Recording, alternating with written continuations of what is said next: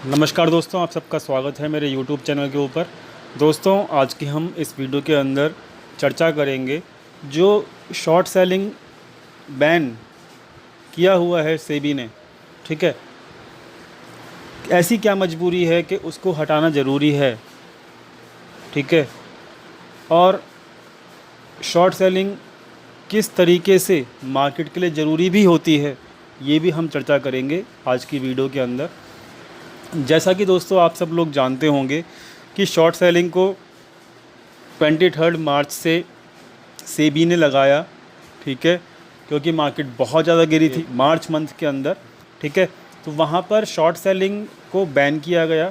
ठीक है, और वहाँ पर शॉर्ट सेलिंग के अंदर रेस्ट्रिक्शंस लगाए गए, एक लिमिट्स लगाई गई सेबी के द्वारा कि भाई आप शॉर्ट सेलिंग करेंगे तो किस तरीके से करेंगे। उसके अंदर बहुत ज़्यादा अपने ऑर्डर्स को एग्जीक्यूट नहीं कर पाएंगे, मतलब बहुत सारा उसके अंदर शॉर्ट सेलिंग के अंदर रिस्ट्रिक्शंस पुट कर दी गई। ठीक है, बड़े प्लेयर्स के लिए भी और हर किसी के लिए। और दोस्तों, वो जो रिस्ट्रिक्शंस थी वो बढ़ते बढ़ते उसको इंक्रीज़ करते करते पैंडेमिक के अंदर वहाँ पर मार्केट ज़्यादा ना गिर जाए, पैनिक ना हो जाए, तो सेबी ने उसको क्या किया, एक्सटेंड करता रहा सेबी उसको। ठीक है, एक्सटेंड करते करते अभी 27 अगस्त यानी कि एग्जैक्टली 4 दिन बाद उसकी डेडलाइन समाप्त हो रही है शॉर्ट सेलिंग की। तो यानी कि अगले 4 दिन के अंदर अंदर डेडलाइन समाप्त होने से पहले, ठीक है, आपको नोटिफिकेशन मिल जाएगा सेबी की वेबसाइट के ऊपर, और वो नोटिफाई कर देंगे पब्लिक इंटरेस्ट के अंदर कि भाई वो अब आगे कंटिन्यू कर रहे हैं या फिर नहीं कर रहे हैं बैन को। ठीक है, तो ये मार्केट पॉइंट ऑफ व्यू से हमको ये जानना ज़रूरी है कि भाई शॉर्ट सेलिंग को हटाना क्यों ज़रूरी है, और शॉर्ट सेलिंग मार्केट को चलाने में किस तरीके से हेल्पफुल है। ठीक है, बहुत सारे लोग यहाँ पर ये मान रहे हैं, बहुत सारे लोग आपको बोल भी रहे होंगे कि भाई शॉर्ट सेलिंग नहीं हटनी चाहिए, शॉर्ट सेलिंग तो अच्छी है क्योंकि मार्केट ऊपर जा रहा है शॉर्ट सेलिंग के बैन की वजह से। तो क्या कहते हैं, मतलब ये बैन नहीं हटना चाहिए, बहुत सारे लोगों का व्यू है। लेकिन मैं आपको आज के वीडियो के अंदर ये बताऊंगा, तो शॉर्ट सेलिंग का बैन अगर नहीं हटता है तब मार्केट को क्या क्या नुकसान होगा, ये आप आज की वीडियो के अंदर सीखेंगे। ठीक है, तो दोस्तों वीडियो को ज़रूर देखिएगा, लास्ट तक देखिएगा और बिना स्किप कीजिए देखिएगा, ताकि आपको सब कुछ समझ में आ जाए कि जब शॉर्ट सेलिंग हटेगा मार्केट से, शॉर्ट सेलिंग का जब बैन हटेगा मार्केट से, तब मार्केट किस तरीके से रिएक्ट करेगी, ये चीज़ आपको समझ में आ जाएगा अगर आप आज की वीडियो पूरी तरीके से बिना स्किप करे देखोगे तो। लास्ट 2 डेज़ के अंदर 2 वीडियो पोस्ट की हैं। एक तो ये कि भाई सिंप्लीफाई करके हमने बताया है ऑप्शन चेन एनालिसिस किस तरीके से की जाती है। इस ऑप्शन चेन वीडियो को बहुत अच्छा रिस्पांस मिल रहा है, लोगों की काफ़ी ज़्यादा समस्याएं दूर हुई हैं ऑप्शन चेन के रिगार्डिंग। तो इस वीडियो को अगर आपने अब तक नहीं देखा है तो प्लीज़ इस वीडियो को देखिएगा, इसका जो लिंक है वो आपको ऊपर मिल जाएगा। दूसरी चीज़, हमने अपकमिंग वीक का जो निफ्टी व्यू और बैंक निफ्टी का जो व्यू है वो दोनों चीज़ पोस्ट कर दी है, उसका भी जो लिंक है आपको ऊपर आई बटन के ऊपर मिल जाएगा। तो ये दोनों वीडियो ज़रूर देखिएगा। ठीक है, अब हम चलते हैं अपने आज के टॉपिक के ऊपर। आज का टॉपिक है, तो हम यहाँ पर टॉपिक का नाम आप देख ही रहे होंगे, short selling restrictions are necessary to lift. ये क्यों ज़रूरी है, ठीक है, अगर शॉर्ट सेलिंग नहीं हटता है तो क्या क्या नुकसान होगा। ठीक है, और शॉर्ट सेलिंग हटेगा तब मार्केट किस तरीके से रिएक्ट करेगा, ये मैं आपको समझाऊंगा आज की इस वीडियो के अंदर। शॉर्ट सेलिंग पहले होती क्या है, आप ये चीज़ समझ लीजिए। एक न्यू शॉर्ट पोजीशंस क्रिएट की जाती हैं। ठीक है, न्यू शॉर्ट पोजीशंस क्रिएट की जाती हैं, और वो कहाँ की जाती हैं, वो डेरिवेटिव सेक्शन के अंदर की जाती हैं। ठीक है, डेरिवेटिव सेक्शन के अंदर क्या क्या आता है, आपका फ्यूचर्स एंड ऑप्शंस आता है। ठीक है, अब ये न्यू का क्या मतलब है, देखिए इक्विटी सेक्शन के अंदर क्या होता है, इक्विटी सेक्शन के अंदर जो आपके ऑन हैंड, मतलब जो आपने बाय किया हुआ है स्टॉक, जो आपके हाथ में है, स्टॉक ऑन हैंड है, उसी को आप सेल कर सकते हो। ठीक है, उसी को आप सेल कर सकते हो। ठीक है, तो इस बाय क्वांटिटी को सेल करना शॉर्ट सेलिंग नहीं होता, ये आपको मैं बता देता हूँ। तो वहाँ पे शॉर्ट सेलिंग क्या होता है कि एक जो क्वांटिटी आपने बाई ही नहीं की उसके अगेंस्ट में, मतलब जो भी क्वांटिटी आपने नहीं बाई की लेकिन फिर भी आप किसी स्टॉक के अंदर या किसी इंडेक्स के अंदर सेलिंग करना चाहते हो, ठीक है, तब आप एक न्यू पोजीशंस क्रिएट करते हो सेलिंग की, ठीक है, उसको शॉर्ट सेलिंग कहा जाता है। और इक्विटी में शॉर्ट सेलिंग अलाउड नहीं है, ये मैं आपको पहले क्लियर कर देता हूँ। तो शॉर्ट सेलिंग जो होती है वो फ्यूचर्स एंड ऑप्शन सेगमेंट के अंदर ही की जाती है, और फ्यूचर एंड ऑप्शंस को डेरिवेटिव सेक्शन भी कहा जाता है। तो शॉर्ट सेलिंग क्या होती है कि नई शॉर्ट पोजीशंस को क्रिएट करना, ठीक है, न्यू फ्रेश शॉर्ट पोजीशंस को क्रिएट करना शॉर्ट सेलिंग मानी जाती है, एक सिंपल भाषा में अगर मैं आपको बताऊं तो, ठीक है। इक्विटी के अंदर शॉर्ट सेलिंग नहीं की जाती। तो पहली चीज़ तो ये हो गई। अब दूसरी चीज़ कि शॉर्ट सेलिंग जो डेरिवेटिव सेक्शन यानी कि F&O सेक्शन में की जाती है वो क्यों की जाती है ये भी आपको समझना ज़रूरी है। वो इसलिए की जाती है कि मार्केट को, सपोज़ कीजिए मार्केट का जो वैल्यूएशन है बड़े प्लेयर्स के मुताबिक, या फिर जो मार्केट जो है इकनॉमी के साथ साथ चलती है, ठीक है, अगर देश की इकनॉमी अच्छी है तो मार्केट एक अच्छा बूम करेगी, मार्केट भी ऊपर जाएगी अगर देश की इकनॉमी अच्छी है।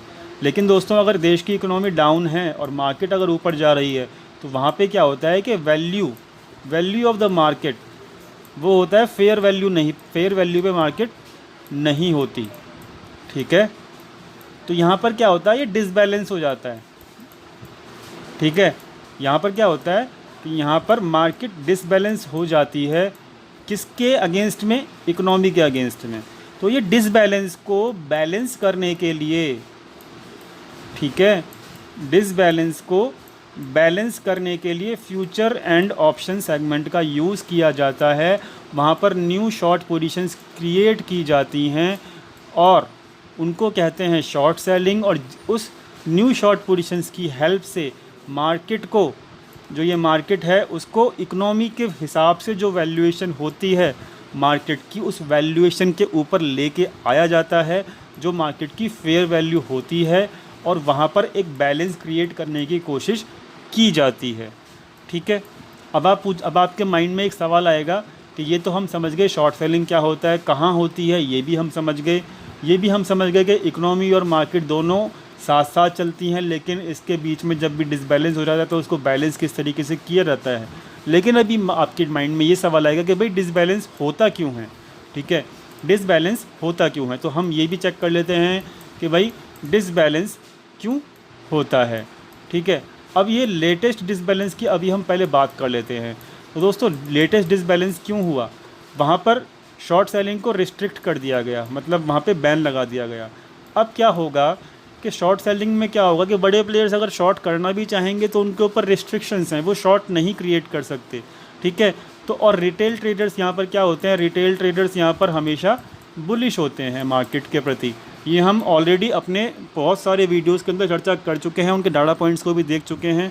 तो अगर अब हम मीडियम टर्म या लॉन्ग टर्म का व्यू देखें तो रिटेल ट्रेडर हमेशा क्या होते हैं, वो बुलिश होते हैं। अब शॉर्ट सेलिंग के ऊपर रिस्ट्रिक्शंस है, एफआईआई या फिर बड़ा प्लेयर, कोई भी बड़ा प्लेयर चाहे प्रोप्राइटर्स हो या डीआईआई हो, वो मार्केट को नीचे लेके जाना चाहता है। क्यों लेके जाना चाहता है, क्योंकि उसको पता है कि इकोनॉमी उस लेवल की नहीं है जहाँ पर वो इन्वेस्टमेंट के लिए मार्केट के अंदर पैसा लगाए। तो अगर उसको नया फ्रेश पैसा इन्वेस्टमेंट करना है तो वो इकोनॉमी के हिसाब से मार्केट को नीचे लेके जाना चाहता है ताकि वो अपनी फेयर वैल्यू के हिसाब से इन्वेस्ट करे, ठीक है। लेकिन प्रॉब्लम ये है कि यहाँ पर शॉर्ट सेलिंग को बैन कर दिया गया। अब बड़े प्लेयर वो नीचे मार्केट को नहीं लेके आ पाते इस वजह से, क्योंकि वहाँ पर शॉर्ट सेलिंग बैन है। अब रिटेल ट्रेडर बुलिश है और बड़े प्लेयर मार्केट को नीचे नहीं लेके आ पा रहे, तो ओवरऑल मार्केट किस डायरेक्शन में जाएगा, मार्केट ऊपर जाएगा। इकोनॉमी तो नीचे जा रही है, इकोनॉमी में कोई ऐसी खास इम्प्रूवमेंट नहीं हुई है पिछले एक साल के अंदर, लेकिन मार्केट ऊपर जा रही है। मार्केट ऊपर क्यों जा रही है, क्योंकि यहाँ पर शॉर्ट सेलिंग बैन है।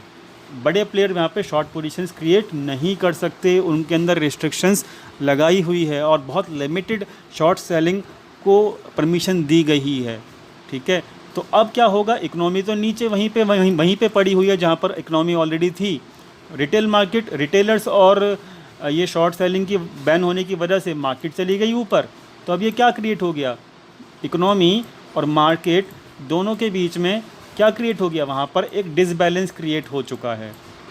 ठीक है, तो अब जब डिसबैलेंस क्रिएट हो गया तो इसको बैलेंस करने के लिए क्या ज़रूरी है, शॉर्ट सेलिंग से रिस्ट्रिक्शंस हटाना ज़रूरी है।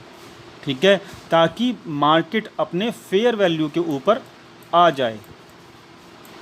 ठीक है, तो ये आप समझ गए होंगे कि डिसबैलेंस कैसे क्रिएट हुआ है करंट सिनारियो के अंदर, मार्केट के अंदर। ठीक है, और मार्केट फेयर वैल्यू के ऊपर आनी है तो मार्केट को नीचे ज़रूर गिरना है। नीचे कैसे गिरेगी, वो शॉर्ट सेलिंग रिस्ट्रिक्शन जब हटेगी तभी गिरेगी।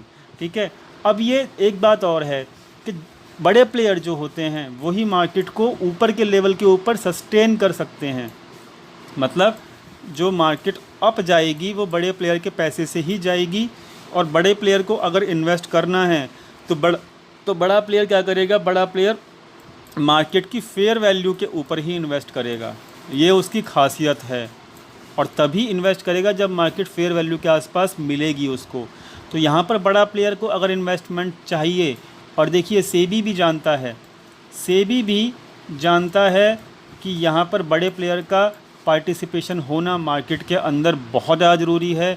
सेबी के चेयरमैन का अभी 1.5 महीने पहले इंटरव्यू भी आया था, उन्होंने साफ कहा था कि जो भी अभी अपसाइड मूव चल रहा है उसमें उनको चिंता है कि ये upside move short selling restriction जब हटेगी तो ये सस्टेन नहीं कर पाएगा। उन्होंने खुद अपने बयान में कहा था, और ये बयान जो है पब्लिश भी हुआ था पब्लिक इंटरेस्ट के अंदर, आप जाके चेक कर लीजिएगा गूगल करके।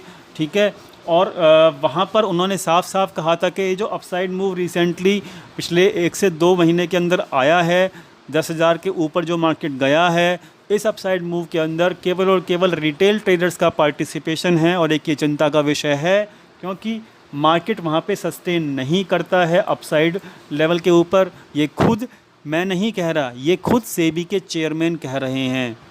ठीक है, मिस्टर त्यागी साहब हैं सेबी के चेयरमैन, वो कह रहे हैं इस चीज़ को, तो ये मैं खुद नहीं कह रहा हूँ।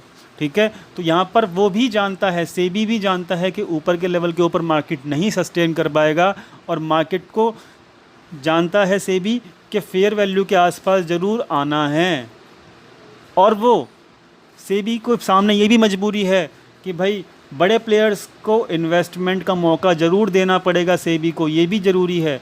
क्योंकि अगर वो बड़े प्लेयर्स को इन्वेस्टमेंट का मौका नहीं देगा तो बड़े प्लेयर्स का इंटरेस्ट जो है वो इंडियन मार्केट से ख़त्म हो जाएगा। ये भी समझ लीजिए, वो इंडियन मार्केट से आउट हो जाएंगे या फिर उनकी एक्टिविटी बहुत कम हो जाएगी। तो अगर उनका इंटरेस्ट फॉरेन इन्वेस्टमेंट, यानी कि जो फॉरेन इन्वेस्टमेंट करते हैं एफआईआई लोग, उनका इंटरेस्ट अगर बनाए रखना है इंडियन इकोनॉमी की मार्केट के अंदर, यानी कि शेयर मार्केट के अंदर, तो उनको इन्वेस्टमेंट के लिए ज़रूर सेबी भी चाहेगा कि मार्केट अपनी फेयर वैल्यू के आसपास आ जाए।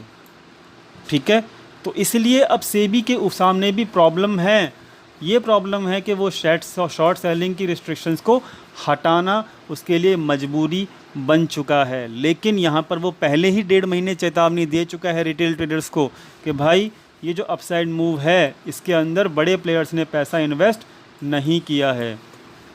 ठीक है, तो यहाँ पर समझदार को इशारा काफ़ी होता है। अगर कोई रिटेल ट्रेडर समझदार होगा तो वहाँ पर यहाँ पर वो अपनी लॉन्ग पोजीशंस को क्लोज़ कर देगा या लॉन्ग पोर्टफोलियो को क्लोज़ कर देगा।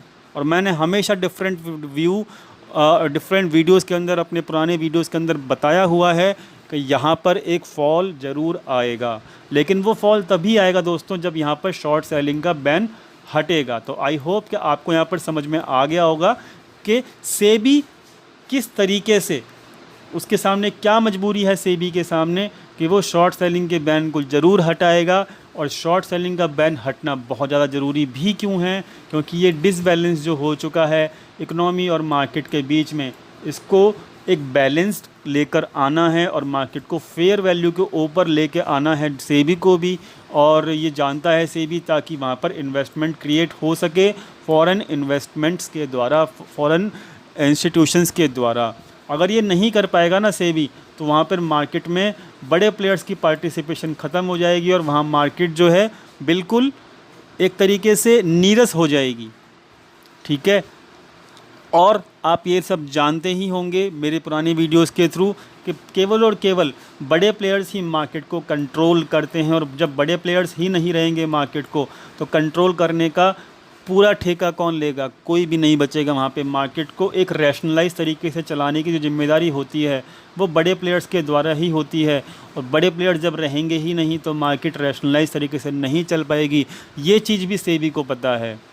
तो आई होप कि आप सब जान गए होंगे इस वीडियो को देख के अभी तक कि सेबी के लिए रिस्ट्रिक्शंस हटाना क्यों ज़रूरी हैं, और सेबी ने कहा भी है कि बहुत जल्द वो अपने रिस्ट्रिक्शंस को हटाएगा। अब वो सेबी रिस्ट्रिक्शंस कब हटाता है? अभी देखिए 27 अगस्त तक ये रिस्ट्रिक्शंस चालू हैं, तो 27 अगस्त तक तो अभी ये अप्लाई है रिस्ट्रिक्शंस।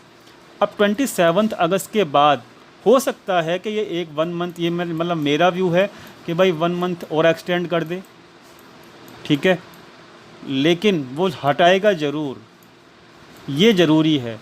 नेसेसरी क्यों है वो मैंने अभी आपको बता दिया। अब ये टाइमिंग जो है, इसकी जो टाइमिंग है वो हम और आप नहीं डिसाइड कर सकते, ये तो सेबी ही डिसाइड करेगा, ये भी ज़रूरी है। तो दोस्तों मेरी आपको यही एडवाइस है कि जब सेबी खुद कह रहा है कि जो अपसाइड मूव आया है वो सस्टेनेबल नहीं है क्योंकि वहाँ पर बिग प्लेयर्स का कंट्रीब्यूशन नहीं है, तो आप लोगों को समझदारी से काम लेना चाहिए, अपने लॉन्ग टर्म पोर्टफोलियोज़ को क्लोज़ करना चाहिए, क्योंकि यहाँ पर जब भी शॉर्ट सेलिंग हटेगी, चाहे इस महीने हटे 27 अगस्त को या फिर नेक्स्ट मंथ हटे 1 मंथ बाद, वहाँ पर जब भी शॉर्ट सेलिंग हटेगी तो बहुत गिरावट आने की संभावना है। ये मैं आपको अभी से वार्निंग दे रहा हूँ, ठीक है। तो आई होप कि आपको यहाँ पर पूरी की पूरी बात समझ में आ गई होगी कि शॉर्ट सेलिंग होती क्या है, प्लस शॉर्ट सेलिंग क्यों लगाई गई थी। दूसरी चीज़ कि शॉर्ट सेलिंग को हटाना अब क्यों ज़रूरी हो गया है, ठीक है।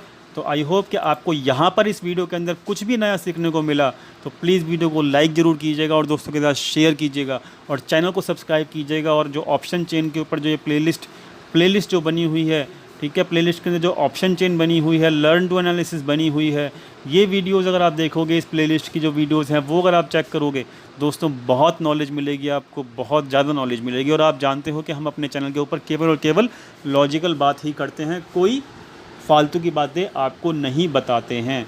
तो जब भी यहाँ पर शॉर्ट सेलिंग हटेगी, मैं आपको अपने टेलीग्राम चैनल के ऊपर अपडेट कर दूंगा। तो टेलीग्राम चैनल का जो लिंक है वो आपको वीडियो के नीचे मिल जाएगा, और आप सेबी की वेबसाइट के ऊपर जाकर भी वहाँ पर चेक कर सकते हो कि वहाँ पर भी नोटिफिकेशन ज़रूर देगा सेबी कि अब वो शॉर्ट सेलिंग बैन को कब हटाएगा, ठीक है। ध्यान रखिएगा इस खबर के अंदर, अगले 4 दिन के अंदर आपको, अभी 23 है, अगले 4 दिन के अंदर कोई ना कोई खबर आपको ज़रूर मिलेगी इस चीज़ के रिगार्डिंग, ठीक है। तो धन्यवाद आपका वीडियो देखने के लिए। चैनल को सब्सक्राइब कीजिएगा, बेल नोटिफिकेशन को बहुत सारे लोग नहीं दबाते, बेल नोटिफिकेशन को दबाइएगा ज़रूर। और मिलते हैं हम कल अपने लाइव मार्केट के अंदर टेलीग्राम चैनल के ऊपर। टेलीग्राम चैनल का जो लिंक है वो आपको वीडियो के नीचे मिल जाएगा। Thank you so much video देखने के लिए।